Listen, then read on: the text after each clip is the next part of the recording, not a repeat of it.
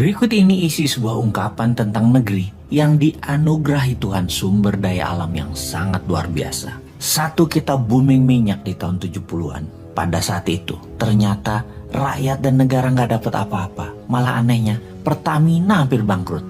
Pertanyaan berikutnya, kemana duitnya? Berikutnya adalah di tahun 80-an, kita booming kayu. Yang kemudian hutan Sumatera dan Kalimantan dibabat habis, dijual oleh oligarki rakus. Rakyat dan negara juga nggak dapat apa-apa. Pertanyaan berikutnya, pada kemana sesungguhnya duitnya? Yang ada hanya lingkungan hancur.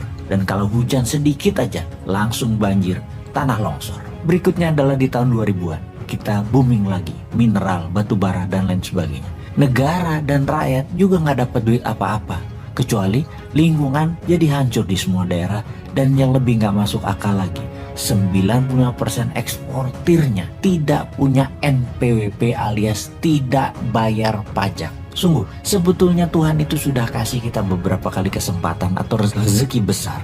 Tapi kita nggak becus mengelolanya. Hanya segelintir manusia yang dekat dengan kekuasaan serta penguasa saja yang mendapat manfaatnya. Fakta data yang lain lagi kita jelaskan. Dari tahun 2000 hingga sekarang tahun 2022, GDP per kapita naik 250%, yaitu kontribusi zaman Pak SBY itu naiknya 215%. Dia beruntung karena harga komoditi naik pada saat itu. Sebelum zaman Pak SBY adalah zaman Ibu Mega naik 25%-an, dan zaman sekarang dalam 7 tahun baru naik 10%-an, alias dalam 7 tahun setahunnya hanya naik 1,5% saja.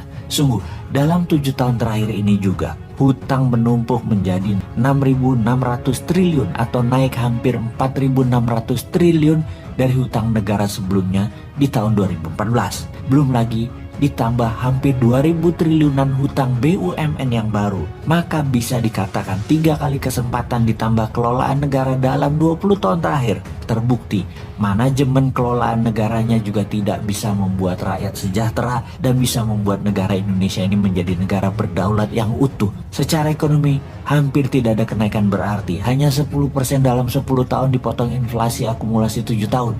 Ya minus lah negara Indonesia ini. Semua ini karena apa? Karena sistem bernegaranya kah? Karena sistem politiknya kah? Atau individu pemimpinnya? Atau orang-orang di sekelilingnya yang tidak mampu? Banyak memang sudah dilakukan, infrastruktur benar dibangun. Namun BUMN yang membangun kok bangkrut? Sesungguhnya rakyat jadi dapat apa? Sama dengan 3 peristiwa besar yang telah berlalu. Boom minyak, boom kayu, boom tambang. Zong semua buat rakyatnya. Oke, kita bahas manajemen bernegara sekarang.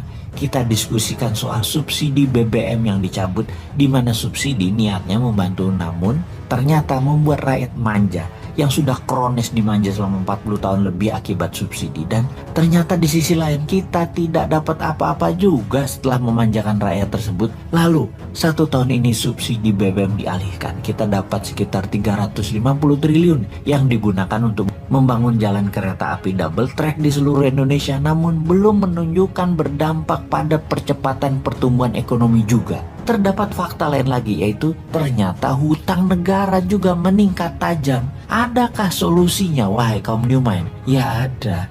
Begini melihat masalah dan peluangnya. Kekuatan bangsa Indonesia salah satunya adalah kekuatan alam mineralnya.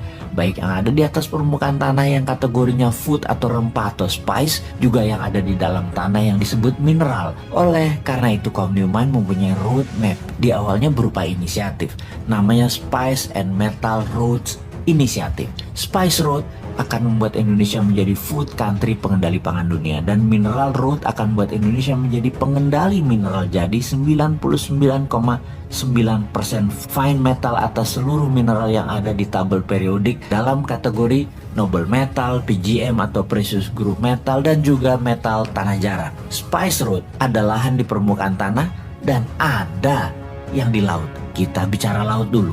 Kita akan berantas illegal fishing. Kapal-kapal nelayan asing terutama Tiongkok akan ditenggelamkan dengan cara keras. Seperti zaman Bu Susi dulu yang ternyata membuat gak nyaman banyak pejabat pro Tiongkok. Dan Bu Susi keluar dari kabinet karena mengganggu income pejabat pro Tiongkok. Kita akan hajar lebih sadis dari Bu Susi ke depannya. Kalau perlu Bu Susi lagi pelaksanaannya dan ditambah power lebih besar lagi dia. Apa yang terjadi kemudian? pasti industri perikanan cold storage di Filipina, Malaysia, Thailand, Vietnam, dan RRC atau Tiongkok bakal kosong alias tutup. Orang mereka nyolongnya dari Indonesia. Lalu dengan dibuatkan kapal nelayan serta dimodali dengan kapal berbunga 0%, akan ada 500.000 kapal motor baru nelayan yang membuat 30 juta masyarakat laut yang hidupnya bergantung dari hasil laut, pendapatannya bakal naik 3 kali lipat dari saat ini. Jadi berani nggak ambil peluang tersebut?